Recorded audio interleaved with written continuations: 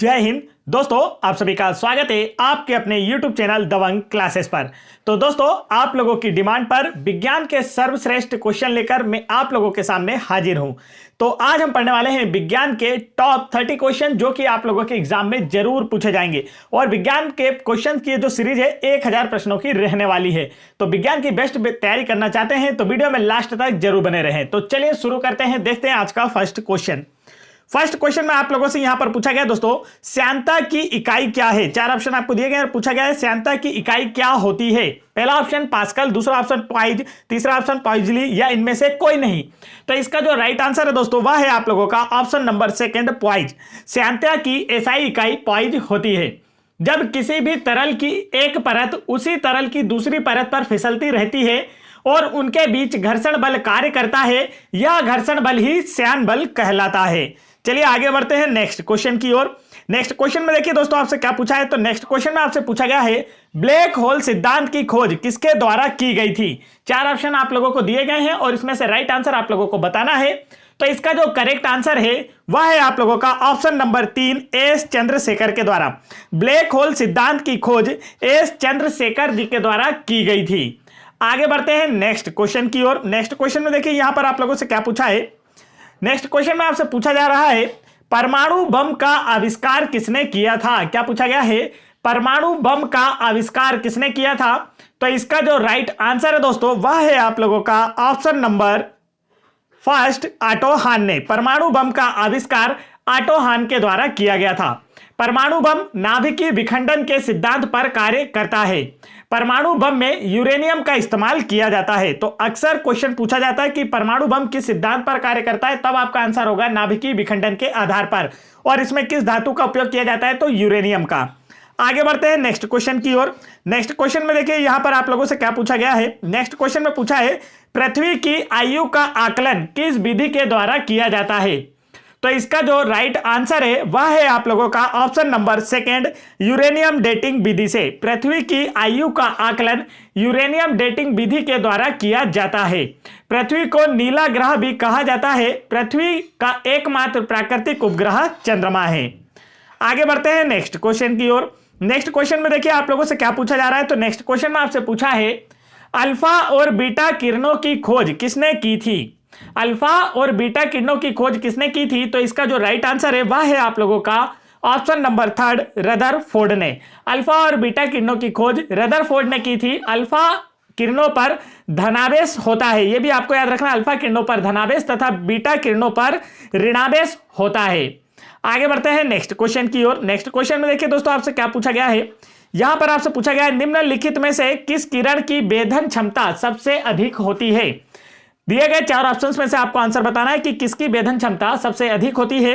तो इसका जो राइट आंसर है वह है आप लोगों का ऑप्शन नंबर 3, गामा किरणों की। गामा किरणों की जो वेधन क्षमता होती है यह सबसे अधिक होती है। गामा किरणें आवेश रहित और द्रव्यमान रहित किरणें होती है। गामा किरणों की जो खोज है यह हेनरी बेकुरल के द्वारा की गई थी। और गामा किरणों की जो वेधन क्षमता है यह अल्फा और बीटा किरणों से अधिक होती है। आगे चलते हैं नेक्स्ट क्वेश्चन की ओर। नेक्स्ट क्वेश्चन में देखिए दोस्तों आप लोगों से क्या पूछा जा रहा है। तो नेक्स्ट क्वेश्चन में आपसे पूछा है गामा किरणें क्या होती हैं। दिए गए 4 ऑप्शंस में से आपको बताना है। रेडियो सक्रिय पदार्थों द्वारा उत्सर्जित उच्च ऊर्जा युक्त किरणें, या फिर ऑप्शन नंबर सेकंड है बाहरी अंतरिक्ष से आने वाले आवेशित कण। तीसरा ऑप्शन है बाहरी अंतरिक्ष से आने वाले अनावेशित उच्च ऊर्जा युक्त किरणें। चौथा ऑप्शन है रेडियो सक्रिय पदार्थों द्वारा उत्सर्जित अनावेशित किरणें। तो इसमें से जो राइट आंसर वह क्या होगा, गामा किरणों के बारे में आपसे बताना है। तो इसका जो राइट आंसर है दोस्तों वह है आप लोगों का ऑप्शन नंबर फर्स्ट, रेडियो सक्रिय पदार्थों द्वारा उत्सर्जित उच्च ऊर्जा युक्त किरणों को गामा किरणें कहा जाता है।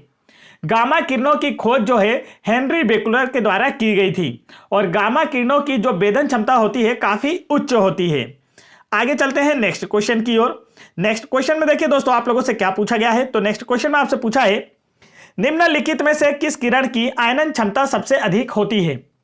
तो इसका जो राइट आंसर है वह है आप लोगों का ऑप्शन नंबर फर्स्ट, अल्फा किरणों की। अल्फा किरणों की आयनन क्षमता सबसे अधिक होती है। आगे चलते हैं नेक्स्ट क्वेश्चन की ओर। नेक्स्ट क्वेश्चन में देखिए यहां पर आपसे क्या पूछा गया है। नेक्स्ट क्वेश्चन में पूछा है निम्नलिखित में से किस किरण की आयनन क्षमता सबसे कम होती है। अभी पहले वाले क्वेश्चन में क्या पूछा गया था कि किस किरण की आयनन क्षमता सबसे अधिक होती है, तो आंसर था अल्फा किरणों की। और सबसे कम आयनन क्षमता किस किरण की होती है अगर आपसे पूछा जाए तो इसका राइट आंसर होगा ऑप्शन नंबर सेकंड, बीटा किरणों की आयनन क्षमता सबसे कम होती है। चलते हैं नेक्स्ट क्वेश्चन की ओर। नेक्स्ट क्वेश्चन में देखिए दोस्तों आपसे क्या पूछा गया है। यहां पर आपसे पूछा है गन्ने में लाल सड़न रोग किससे उत्पन्न होता है। दिए गए 4 ऑप्शंस में से आप लोगों का आंसर बताना है। पहला ऑप्शन है जीवाणुओं द्वारा, दूसरा है विषाणुओं द्वारा, तीसरा है कवकों द्वारा और चौथा है निमेटोड द्वारा। तो गन्ने में जो लाल सड़न रोग है किससे उत्पन्न होता है, तो इसका जो राइट आंसर है वह है आप लोगों का ऑप्शन नंबर 3, कवकों के द्वारा उत्पन्न होता है।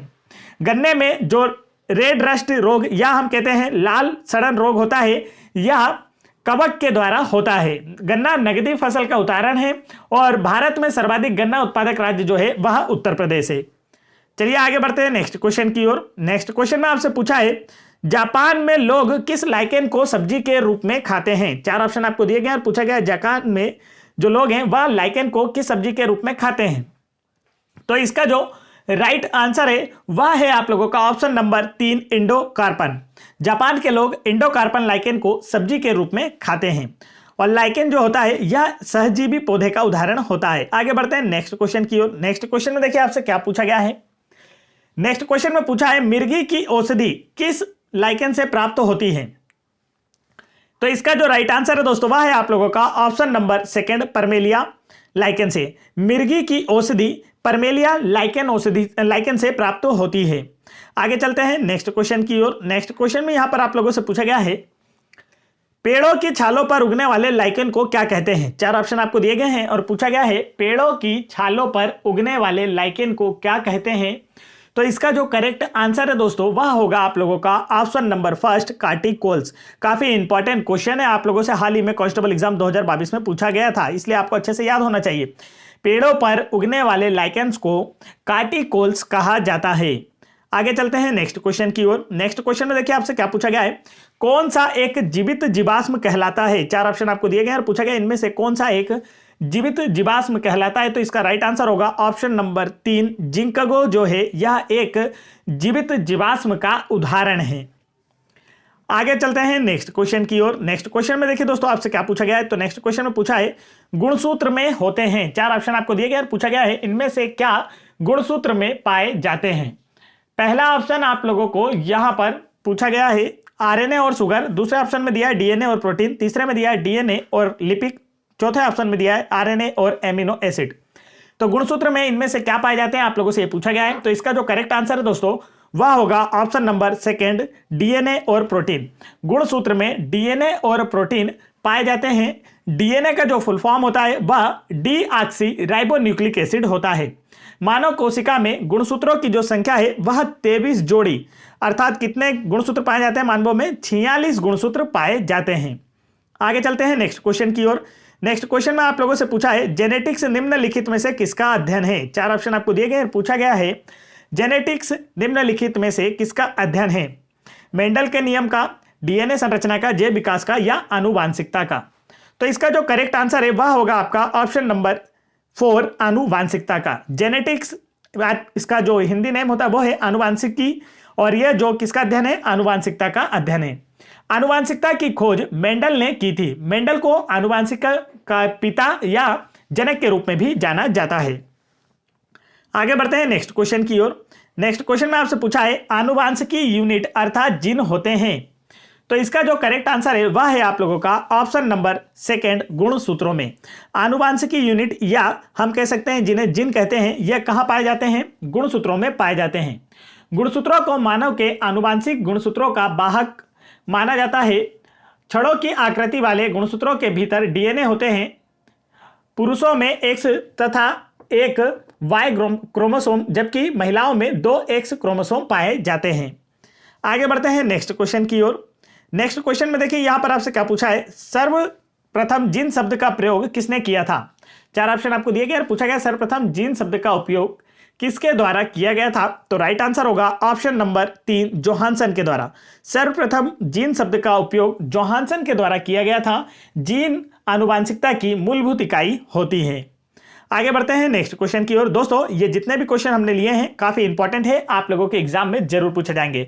तो आप लोग भी यदि MP patwari exam, MP forest exam, MP police constable exam या फिर आप लोग एमपी जेल प्रहरी या मध्य प्रदेश आबकारी भर्ती परीक्षा की तैयारी कर रहे हैं तो वीडियो में लास्ट तक बने रहें। अगर चैनल को सब्सक्राइब नहीं किया तो चैनल को सब्सक्राइब करके बेल आइकन के बटन जरूर दबा लें, क्योंकि आप लोगों के लिए GK GS, MP GK, science, maths, reasoning सभी की क्लासेस रेगुलर ली जा रही है, जिससे कि आपकी प्रिपरेशन और बेहतर हो पाएगी। आप लोग अगर अच्छे से प्रिपरेशन करना चाहते हैं तो चैनल की प्लेलिस्ट जरूर चेक करें। और यदि आप लोगों ने एमपी जीके की यदि हमारी अभी तक 1250 प्लस बेस्ट एमसीक्यू की पीडीएफ फाइल डाउनलोड नहीं की है तो आप चैनल की प्लेलिस्ट में जाकर या इस वीडियो के डिस्क्रिप्शन में दी गई लिंक पर क्लिक करके इस पीडीएफ फाइल को आसानी से डाउनलोड कर सकते हैं। तो चलिए बढ़ते हैं नेक्स्ट क्वेश्चन की ओर। नेक्स्ट क्वेश्चन में देखिए दोस्तों आपसे क्या पूछा गया है। तो यहां आपसे पूछा गया है किस उत्तक के नख, खुर और सींग बने होते हैं।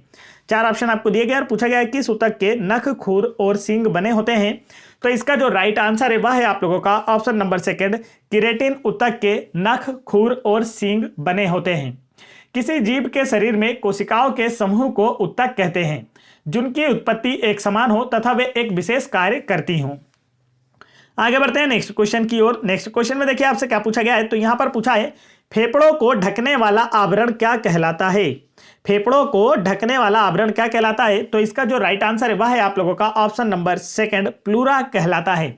जो हमारे फेफड़े होते हैं उन्हें कवर करने वाला या ढकने वाला जो आवरण होता है उसे प्लूरा कहा जाता है।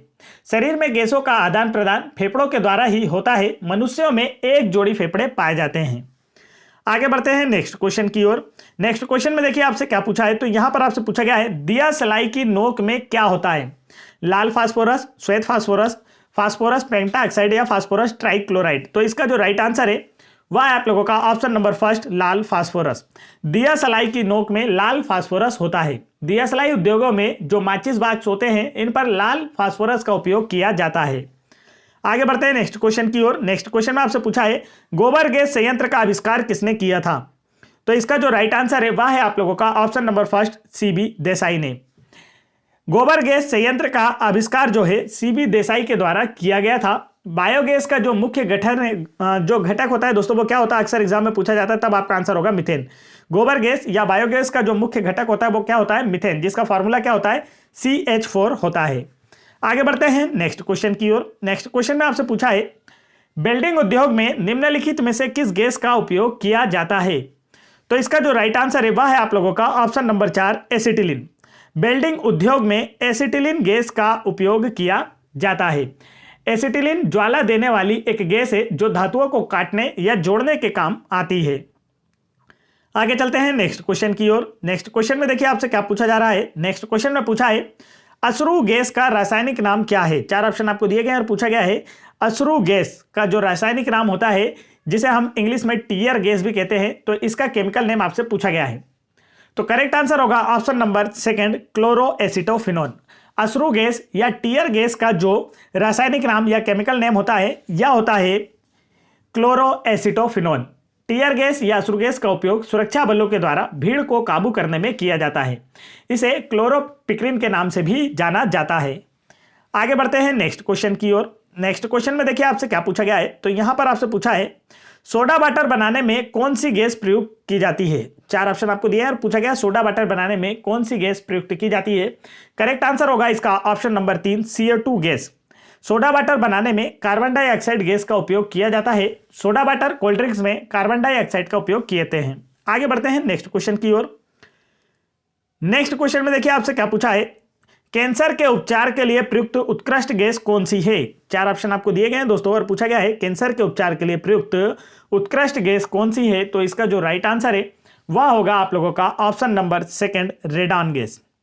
कैंसर के उपचार के लिए रेडॉन गैस का उपयोग किया जाता है जो कि एक उत्कृष्ट गैस या नोबल गैस का उदाहरण है। रेडॉन का जो चिन्ह होता है, प्रतीक चिन्ह, वो Rn होता है। इसका परमाणु क्रमांक होता है 86। इसका परमाणु क्रम भी अक्सर एग्जाम में पूछा जाता है, आपको याद रखना है। यह एक निष्क्रिय गैस है। आगे बढ़ते हैं नेक्स्ट क्वेश्चन की ओर। नेक्स्ट क्वेश्चन में आपसे पूछा है हीरा और ग्रेफाइट होते हैं अपरूप, समाकृत, आइसोबार या आइसोमर। बताइए इसमें से हीरा और ग्रेफाइट क्या होते हैं। तो इसका जो राइट आंसर है ना दोस्तों वह होगा आप लोगों का ऑप्शन नंबर 1 अपरूप होते हैं। हीरा और ग्रेफाइट कार्बन के अपरूप होते हैं। हीरा कार्बन का शुद्धतम रूप होता है। हीरे की आकृति जो होती है वह चतुष्फलकी होती है। एमपी पुलिस कांस्टेबल एग्जाम 2017 और पटवारी एग्जाम 2017 में पूछा गया प्रश्न है कि हीरे की आकृति कैसी होती है, तब आपका आंसर होगा कैसी होती है, चतुष्फलकी होती है। आगे बढ़ते हैं नेक्स्ट क्वेश्चन की ओर। नेक्स्ट क्वेश्चन में आपसे पूछा है पीले फास्फोरस को किसमें सुरक्षित रखा जाता है। तो इसका जो राइट आंसर है दोस्तों वह आप लोगों को बताना है।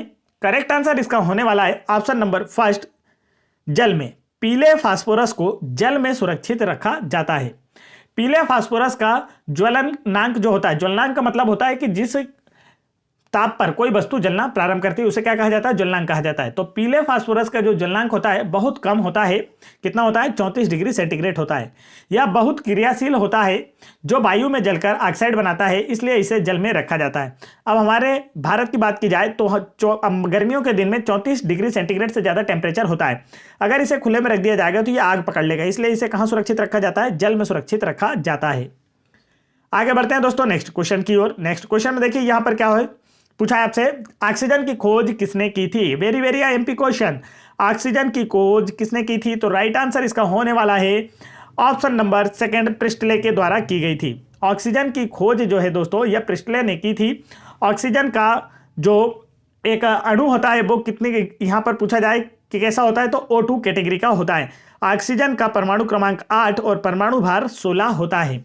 ऑक्सीजन को जीवनदायिनी गैस भी कहा जाता है। पेड़ पौधे प्रकाश संश्लेषण विधि द्वारा ऑक्सीजन का निर्माण करते हैं। आगे बढ़ते हैं नेक्स्ट क्वेश्चन की ओर। नेक्स्ट क्वेश्चन में देखिए आपसे क्या पूछा जा रहा है। तो यहां पर आपसे पूछा है रसायनों का राजा किसे कहा जाता है। वेरी वेरी एमपी क्वेश्चन आपसे एग्जाम में जरूर पूछा जाता है कि रसायनों का राजा किसे कहा जाता है। तो इसका जो राइट आंसर है वह है आप लोगों का ऑप्शन नंबर सेकेंड, सल्फ्यूरिक अम्ल को।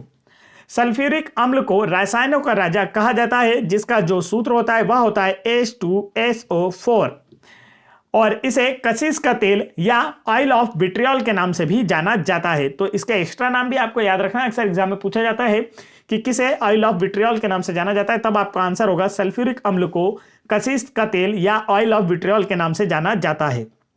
आगे बढ़ते हैं दोस्तों, यहां पर हमने आप लोगों के लिए एक क्विज रखी है जिसका आंसर आप लोगों को हमें कमेंट करके बताना है। तो आज की जो क्विज है वह है ऊष्मागतिकी का प्रथम नियम किस अवधारणा की पुष्टि करता है। 4 ऑप्शन आपको दिए गए और पूछा गया है ऊष्मागतिकी का जो प्रथम नियम है दोस्तों ये किस अवधारणा की पुष्टि करता है। तो इसका राइट आंसर आप लोगों को हमें कमेंट करके बताना है। अगर वीडियो पसंद आया है तो वीडियो को लाइक करना है और चैनल पर पहली बार आए हैं तो चैनल को जरूर सब्सक्राइब कर लें यदि आप लोग एमपी गवर्नमेंट की किसी भी एग्जाम की तैयारी कर रहे हैं। और आप इन सभी वीडियोस की पीडीएफ फाइल प्राप्त करना चाहते हैं तो आप हमारा टेलीग्राम चैनल ज्वाइन कर सकते हैं, जिसकी लिंक हमने वीडियो के डिस्क्रिप्शन में आप लोगों को दे रखी है। तो फटाफट वीडियो को लाइक करके चैनल को जरूर सब्सक्राइब कर लें। जय हिंद दोस्तों।